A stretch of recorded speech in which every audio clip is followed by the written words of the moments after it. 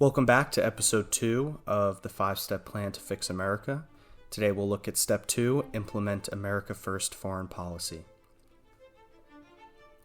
Our current globalist posture is flawed. We position ourselves as the world's police, interfering in foreign elections, toppling governments, and waging wars on distant shores. Yet these efforts yield no meaningful returns. We've squandered trillions of dollars while cultivating a widespread resentment abroad, and most importantly, Americans have died as a result. The imbalance is undeniable. The United States gives far more to the world than we receive in kind. One of the most egregious examples is our outsized contribution to European military defense through NATO. According to the BBC in 2024, the U.S. spent $935 billion on defense, nearly double the combined expenditure of all other NATO members.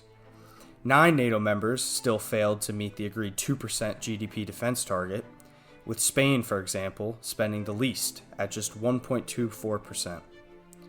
These countries, which know they are shielded by us, are free to allocate funds to welfare, social programs, while Americans struggle with homelessness, inflation, and poverty. In effect, we subsidize their social programs while neglecting our own citizens, and this is an America Last policy. And it's not just NATO. Billions more are sent abroad under the label of, quote, foreign assistance. These categories include economic, health, humanitarian, democracy and human rights, education, and environmental aid. This is something all Americans should be outraged about. We give away money as if we live in a perfect utopia, yet millions of American children go to bed hungry, millions of veterans suffer with PTSD and addiction while they wait for VA appointments, and tens of millions of Americans live in unsafe neighborhoods where law enforcement is stretched thin and under-budgeted. Meanwhile, much of the foreign aid we provide is squandered or lost to corruption. The recipients remain unstable, impoverished, and hostile to us. And then there are the high-profile cases, billions to Ukraine, Israel, and Egypt. And what do we get in return? Nothing. There is no just reason to be sending billions of dollars in equipment and aid when these conflicts have nothing to do with America domestically. The same people who insist we must defend Ukraine argue that this prevents a wider war with Russia. But this is the exact same logic that turned World War I from a local conflict into a global catastrophe. In the nuclear age, this reckless gamble could mean the end of civilization. There is no reason for our involvement. How are these countries our allies? What have they ever done for us? The age of foreign giveaways must end. Not a single dollar should be sent overseas, and every dollar sent abroad is a dollar stolen from struggling Americans. The path forward includes renegotiating every single one of our treaties. Starting with NATO, we should pledge no dollars. Our treaties should be restructured so that unless a treaty partner is directly attacked, we will never intervene. Non-intervention means no foreign aid, no foreign soldiers, and no American resources spent abroad. To be clear, this does not mean weakening our military. On the contrary, it means strengthening it by ensuring that our money builds American strength and not subsidizing others. One way to shift this burden is by making trade deals a tool for accountability. If countries want the protection of the United States, they should not get it for free. Instead, we should leverage our economic strength. Access to our markets, favorable trade agreements, and tariff reductions must be tied directly to defense contributions. In this way, U.S. military superiority becomes a bargaining chip, turning protection into a source of strength rather than financial liability. Countries feel like they have no obligation to spend on defense currently, since we will always be there to rescue them. This shouldn't be the case. These countries should be indebted to us, and if they do not want our protection, then they should stop taking our money. By tying defense to trade, the U.S. can flip the script and make our protection a source of national strength, rather than an endless financial liability. And next, we should also refuse to pay any aid demanded through the UN. The United Nations has proven itself to be bloated, corrupt, and ineffective.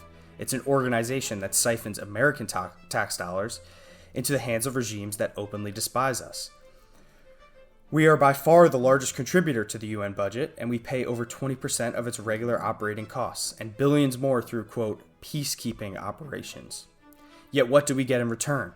We're forced to sit in the same chambers with authoritarian governments that jail dissidents, stone women, or prop up terrorist organizations. And then these governments lecture us on human rights.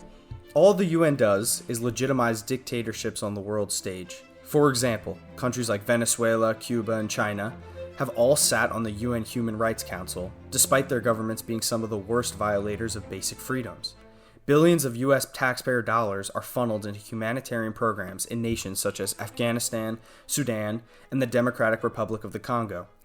These countries remain unstable, corrupt, and no better off after decades of this aid. Too often, this money lines the pockets of local strongmen, warlords, or corrupt officials, rather than helping the people it is supposedly meant for.